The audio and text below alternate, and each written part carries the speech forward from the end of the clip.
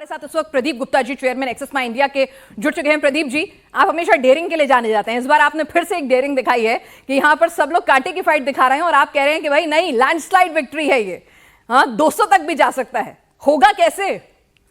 Axis माई India जो है वो डेयरिंग के लिए तो मुझे नहीं पता, लेकिन अपनी टीम के काम के लिए जरूर जाना जाता है। तो जमीन से जो आंकड़े आते हैं, मैं भी उसमें शामिल हूँ, टीम में मैं भी इंटरव्यू करता हूँ। तो उसको रखने में, जैसे हम बोलते हैं ना, हम सब एक ही मीडिया फेटर्निटी के हैं, तो जो रिपोर्टिंग में हम कहीं कोई तब्दीली नहीं करते हैं, वो सीधे सीधे जो आया है उसको कर देते हैं। कई बार वो आंकड़े, जैसे आपने बताया, बड़े लाउड नजर आते हैं, तो सो एज द केस।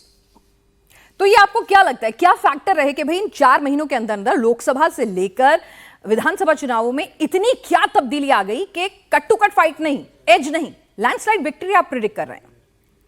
उसके 3-4 मुख्य वजह है। एक बड़ी वजह है कि जो लाड़की बहन योजना आई, अगस्त से डिलीवरी भी चालू हो गई, लोगों के, महिलाओं के खातों में 1500 रुपए पहुंचने लगे।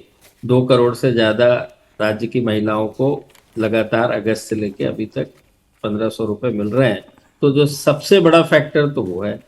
उसके बाद बात कर लेते हैं वोमेन। अब डेमोग्राफी की बात करते हैं तो हमारे उसमें 4% ज्यादा वोट दे रही है, 46 वर्सेस 50। यानी बीजेपी को, एनडीए को जो है 46 वर्सेस 50% जो है वुमेन वोट कर रही है और मेल जो है 46% कर रहा है।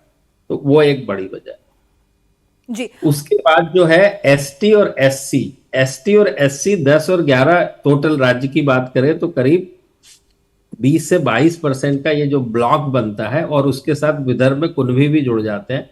तो इन्होंने जो सर्वे में ये आया कि जो लोकसभा में 11% पॉइंट्स की बात कर रहा हूं, तो वो शिफ्ट हुआ अगाड़ी से और जुड़ा यूटी में दलितों का, और करीब 15% आदिवासियों का जुड़ा। ये इसकी तीसरी मुख्य वजह है कि पहले तो लाड़की योजना, उसके बाद है वुमेन फैक्टर, उसके बाद है दलित, और ये अब मराठा की बात करते हैं, जो मराठवाड़ा और सब बात हो रही है। तो मराठवाड़ा में भी अकेली मराठा कम्युनिटी में भी भले ही बीजेपी का 2 पॉइंट ही बढ़ा है लोकसभा के मुकाबले, लेकिन उसमें कमी आई है। -5 जो है मराठवाड़ा में एमवीए उसके, क्योंकि जब राज्य के चुनाव होते हैं तो जैसे हमको पता है कि बहुत सारे रिबेल हैं, बहुत सारी क्षेत्रीय पार्टियां हैं, बहुत सी इंडिविजुअल पर्सनालिटी है। हर एक जिले के अंदर एक बहुत बड़ी दमखम रखने वाली इंडिविजुअल पर्सनालिटी है।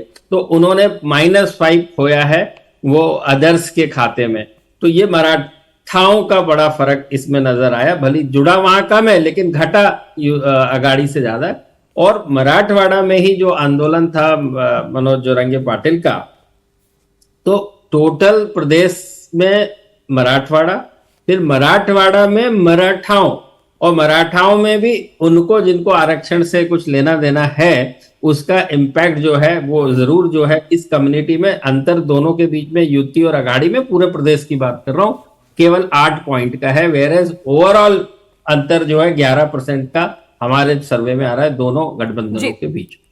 ठीक है, तो अब यहां पर बात कर लें ठाणे और कोंकण रीजन की। और यहीं पर अगर हम कहें कि शिवसेना असली और नकली शिवसेना कौन सी, यूबीटी के पास शिवसैनिक हैं, काडर हैं, या फिर ये शिवसेना शिंदे जो है वही असली शिवसेना है, बाला साहब के उत्तराधिकारी वही हैं, ये भी क्लियर हो गया है।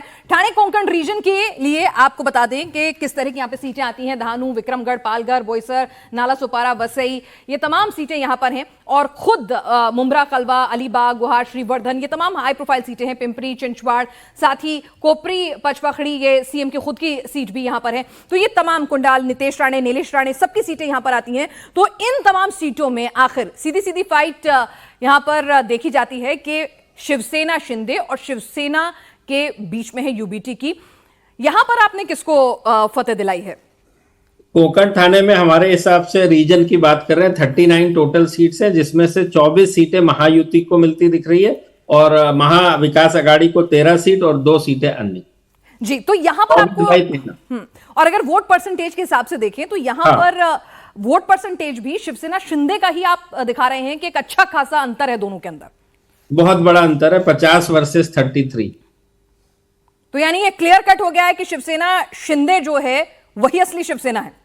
नहीं, इसको इस नतीजे पे पहुंचने के लिए मैं दूसरी डेमोग्राफी की बात करूंगा, क्योंकि ये ठाणे कोंकण रीजन है। चूंकि एकनाथ शिंदे जी जो खुद ही वहां पर हैं, वहां की लोकसभा जो है ठाणे और कल्याण जहां उनके बेटे लड़ते हैं, तो उसका कंपैरिजन बराबर नहीं होगा। यदि असली शिवसेना की जो कल्पना की जाती है, जिसको बाला साहब ठाकरे की कहते हैं, वो असली शिवसेना तो मुंबई सिटी की बात करनी चाहिए। मुंबई सिटी, मुंबई सिटी में तो है 36 सीटें हैं, मुंबई सिटी में 36 सीट्स, जिसमें युति को 22 और अगाड़ी को 14 मिलती दिख रही है। बट यहां पे भी बीजेपी और आती है, इसमें नहीं पढ़ना चाहिए। सबसे अच्छा डेटा पॉइंट यह है कि शिवसेना यूनाइटेड जब थी पिछले 19 के चुनाव में, असेंबली इलेक्शन में, उसको यदि 100% हमने पूछा पिछली बार आपने किसको वोट किया और इस बार किसको करोगे, तो उसका जो आंकड़ा आया, जो शिवसेना ने पिछली बार जिनको वोट किया था, जिन लोगों ने शिवसेना को वोट किया था, उनमें से 58% लोगों ने कहा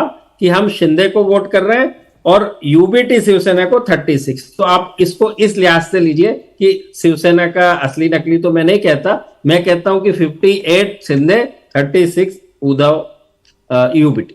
तो 58 शिंदे और 36 यूबीटी। और अगर यही चीजें अगर ठाणे में, तो चलिए ठीक है, जैसा आपने कहा कि सीएम का खुद का गढ़ है, वहां पर उनकी होल्ड सबसे ज्यादा थी। लेकिन यहां पर जिस तरह से मुंबई, जहां से शिवसेना है, जहां मातोश्री है, तो तमाम वहां पर भी अगर शिवसेना शिंदे वोट परसेंटेज में और सीटों में भी उद्धव ठाकरे से इतनी आगे रहती है, तो निश्चित तौर पर जनता ने अपना, काडर ने अपना मन और मूड बना लिया है।